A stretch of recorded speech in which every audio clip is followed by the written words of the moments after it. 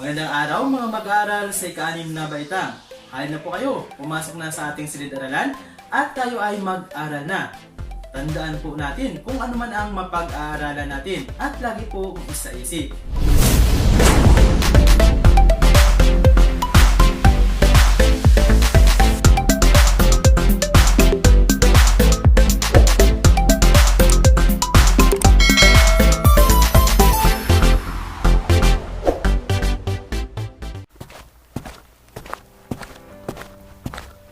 Ang paksa natin ngayon ay tungkol sa ang lokasyon ng Pilipinas sa mundo.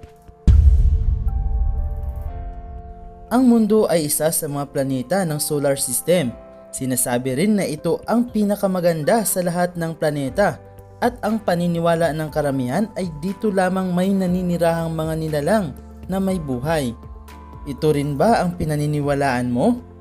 Pagmasdan natin ang replika ng mundo sa pamamagitan ng globo. Ano ang masasabi mo tungkol sa planetang ito?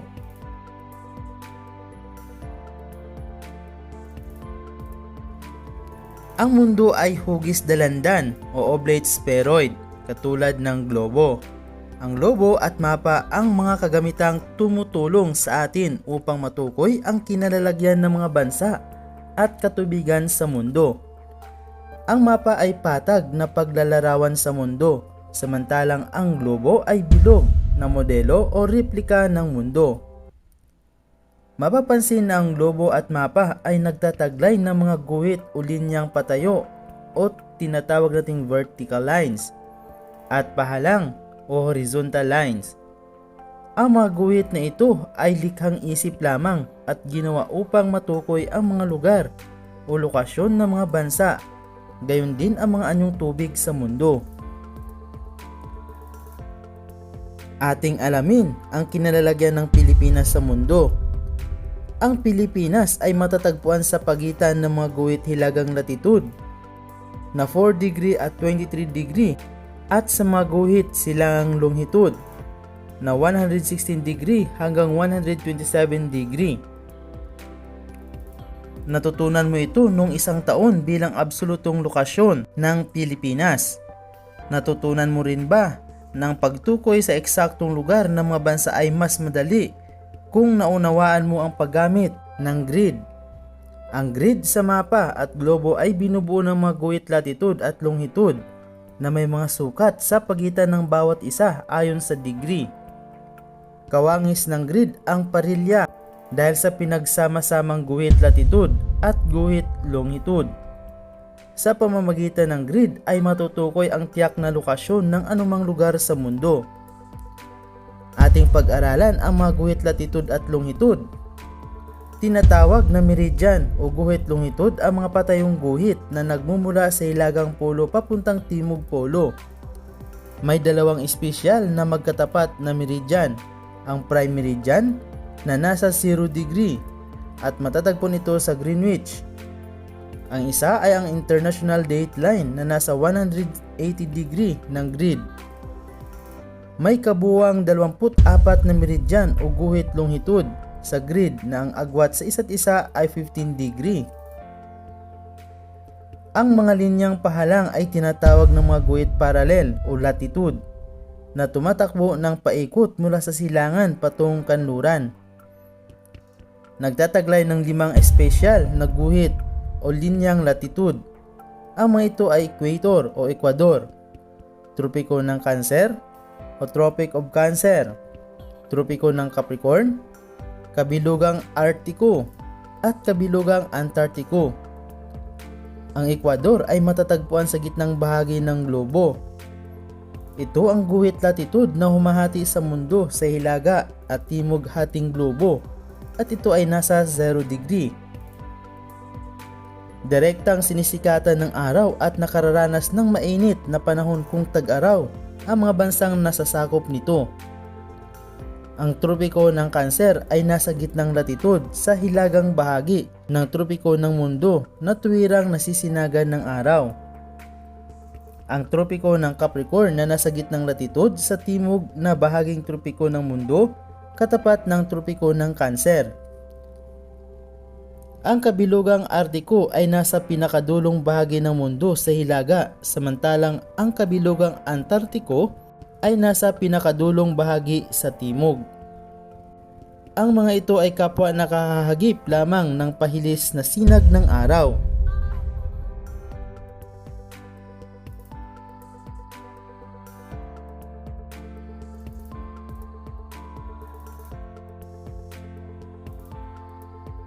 Atin naman alamin ang hangganan at teritoryo ng Pilipinas.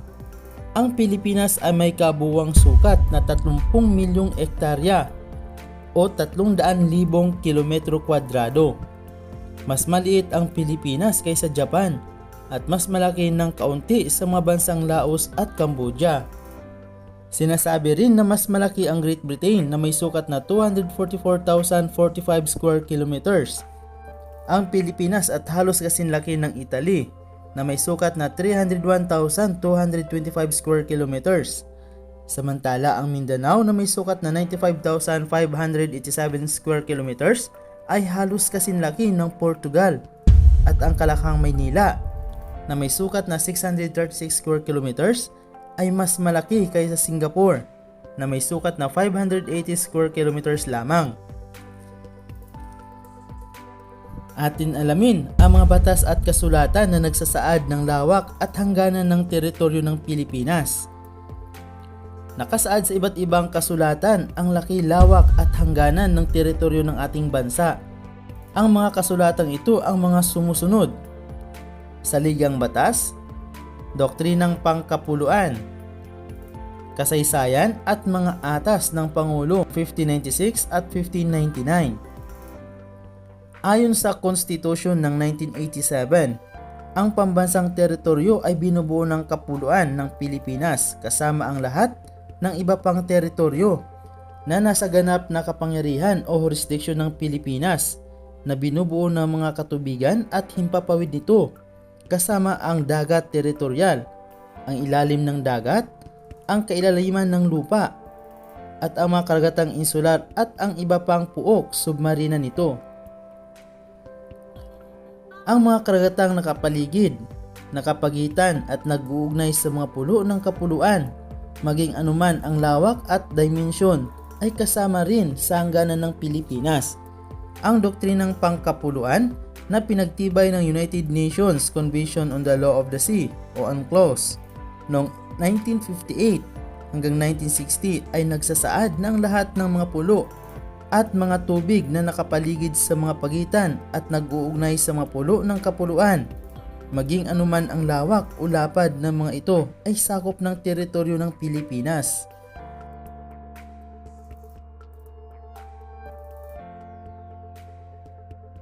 Makikita sa mapa ang tuwid na batayang guhit na nakapaligid sa kapuluan. Tumitiyak ito sa bahagi ng dagat na sakop ng Pilipinas, panloob na karagatan at lahat ng katubigan na nakapaloob sa batayang guhit na pag-aari ng Pilipinas. Kinikilala ng batas na pandaigdig na pag-aari ng Pilipinas ang nakapaligid na dagat teritorial na hanggang 12 milya mula sa batayang guhit. Ayon sa doktrinang pangkapuluan, ang sukat ng lawak ng teritoryo ay binubuo ng mga lungos at batuhan ng kapuluan na pinagdugtong-dugtong sa tulong ng batayang guhit na pumapaligid sa buong kapuluan.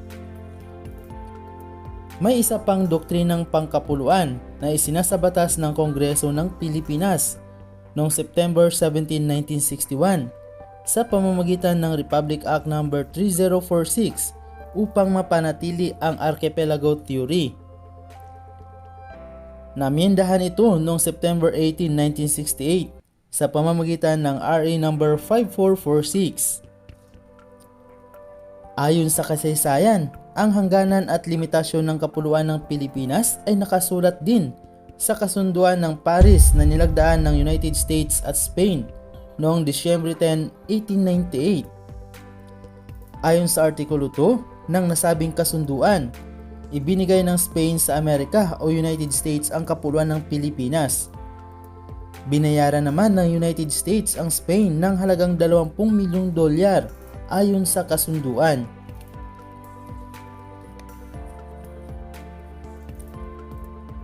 Noong Nobyembre 7, 1900 ay isang kasunduan ang muling nilagdaan ng US at Spain kung saan ay idinagdag sa teritoryo ng Pilipinas ang mga pulo ng Cagayan,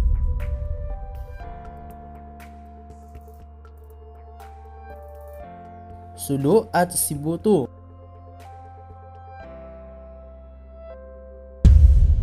Pati na ang maliliit na pulo na nakalatag sa baybayin ng Borneo. Nagbayad muli ang US ng karagdagang halaga na $100,000 sa Spain.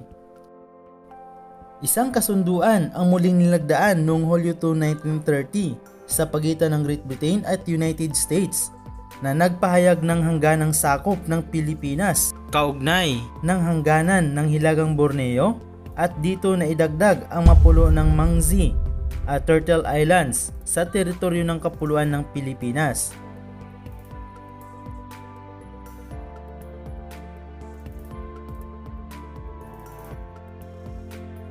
Maraming mga atas ng Pangulo at mga batas ang nalagdaan kaugnay sa teritoryo ng bansa at ang ilan dito ang mga sumusunod. Una, Atas ng Pangulo 1596. Nilagdaan ni Pangulong Marcos noong 1978. Nakapaloob dito ang pag-aangkin sa mga pulo ng kalayaan, mga pulong may layong 270 kilometro mula sa baybayin ng Palawan. Atas ng Pangulo 1599. Kasunod ito sa Atas ng Pangulo 1596 na nagpapahayag ng natatanging sunang pangkabuhayan o Exclusive Economic Zone na ang anumang yaman sakop ng 200 milya mula sa ating baybayin ay tanging Pilipinas lamang ang may karapatan na umangkin. Lalong lumawak ang teritoryong sakop ng Pilipinas dahil dito. At ang pangatlo, Atas ng Pangulo RA 9522. Nilagdaan ito ni Pangulong Arroyo noong 2009 na nagtakda sa pag-aangkin ng karagdagang 73 milyang ektarya ng mayamang karagatan na napabilang sa maritime jurisdiction ng bansa. Atin alamin kung ano ang kahalagahan ng pagtatakda ng teritoryo ng mga bansa. Ang pagtatakda ng pagsasabatas ng lawak at hangganan ng teritoryong sakop ng bawat bansa ay lubhang mahalaga para sa tahimik at ligtas ng pamumuhay ng mga mamamayan nito.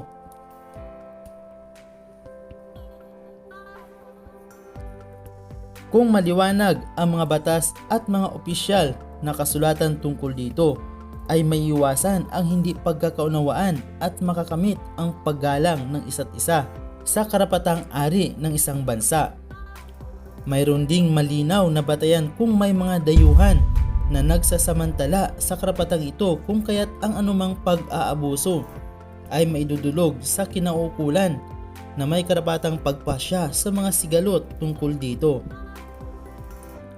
Mahalaga na mapangalagaan ng mga Pilipino ang ating teritoryong lupain at katubigan sapagkat dito nagmumula ang kabuhayan ng maraming mamamayan.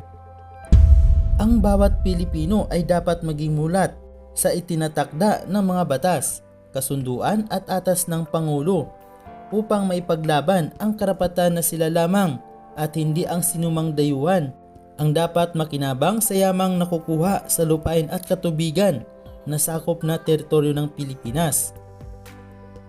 Nagtataka ka ba kung bakit sa kasalukuyan ay isa itong mahalagang isyu na pinagtatalunan ng Pilipinas at mga karatig nitong bansa? Dapat pa rin tayo na magsaliksik pa. Maraming salamat sa pakikinig.